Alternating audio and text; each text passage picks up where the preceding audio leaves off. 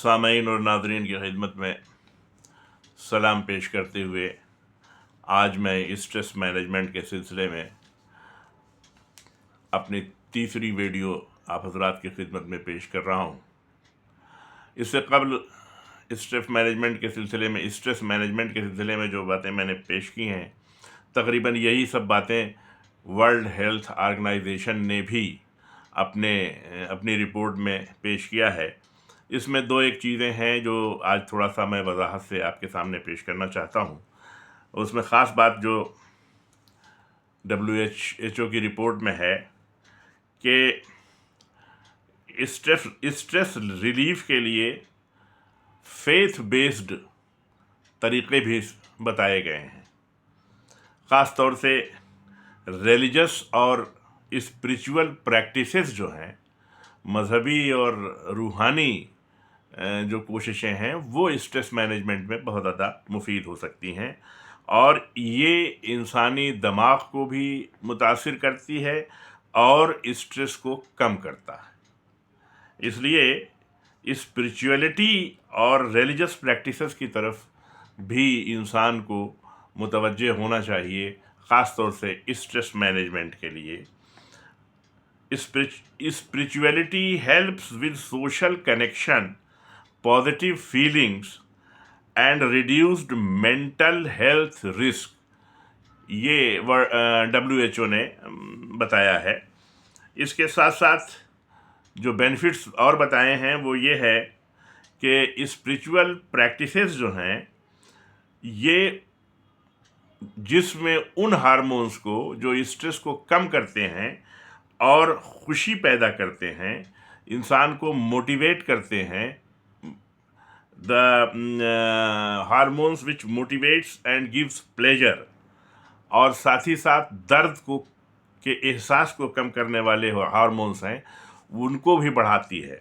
इसलिए spiritual practices, रूहानी कोशिशें और मजहबी कोशिशों से भी स्ट्रेस को मैनेज किया जा सकता है और इससे मेंटल हेल्थ इम्प्रूव होती है, डिप्रेशन कम होता है और enhance purpose and gratitude of life जो है इससे बढ़ता है। तो ये भी एक बहुत ही ज़रूरी चीज़ है स्ट्रेस मैनेजमेंट के लिए। स्पिरिचुअलिटी का एक बहुत अहम रोल ये भी है कि spirituality reduces the stress, embraces spiritual belief, aids mental health services and stress management. यानी मेंटल हेल्थ और स्ट्रेस मैनेजमेंट में भी स्पिरिचुअलिटी बहुत काम आती है, रूहानियत बहुत काम आती है और इससे इंसान अपनी ज़िंदगी का एक मकसद को का तयन करता है और उसकी ज़िंदगी में एक नई उम्मीद पैदा होती है और ज़िंदगी मीनिंगफुल उसे महसूस होती है और ये इंसान के अंदर सेल्फ ग्रोथ यानी अपने को आगे बढ़ाने की का जज्बा पैदा करती है और इन तमाम चीज़ों को हासिल करने के लिए जो स्ट्रेटजीज या ज़रूरी प्लानिंग्स होती हैं, उनका जज्बा भी पैदा करती है।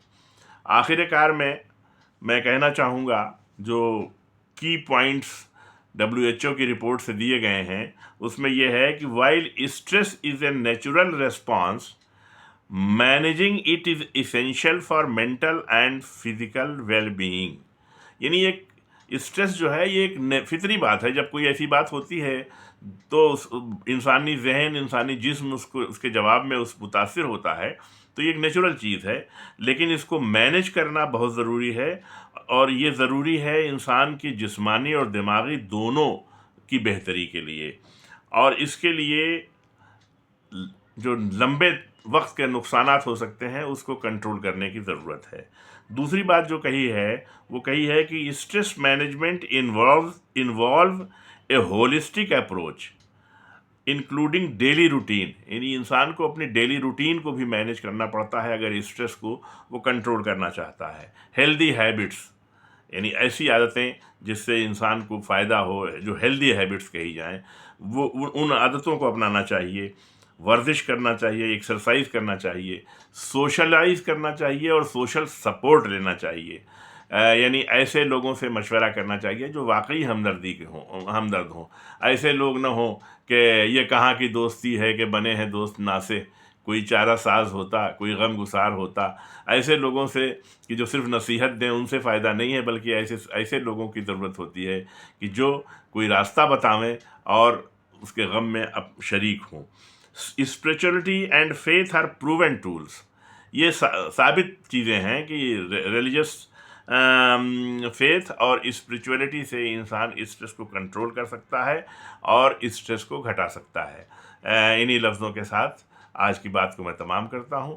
آخر میں آپ حضرات سے درخواست کروں گا کہ اگر آپ مناسب سمجھیں تو اس چینل کو سبسکرائب کریں، مگر ساتھ ہی ساتھ آپ حضرات اس ویڈیو کو شیئر اور لائک ضرور کریں، تاکہ ممکن ہے کہ اس سے کسی اور لوگوں کا بھی فائدہ ہو سکے.